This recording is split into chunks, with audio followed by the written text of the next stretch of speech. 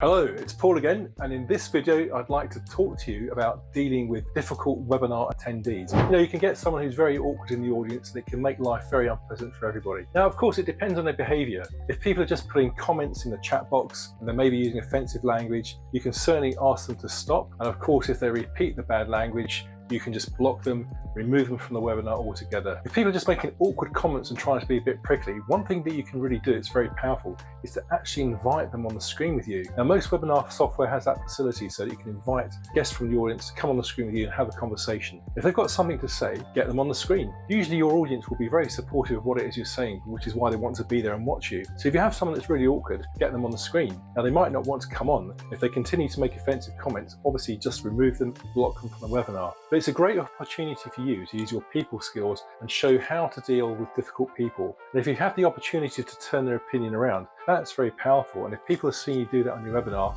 that's fantastic. So basically, try your best to be nice to people. Always be nice to people, in fact. Interact with them in a civilized way. Try and find out what their beef is, what their real problem is. Encourage them to be kind and polite to everybody else in the audience. If they fail to do so, just remove them. And of course, you could get up with that person after the webinar and find out what is the problem. Why are they dissatisfied? Are they an unhappy customer? They had a bad experience? Try and find out what the root of it is if you're that way inclined. Anyway, pretty simple stuff. You have controls in the webinar to remove people, block their comments, delete them. Hope that was useful. See you in the next video. Bye for now.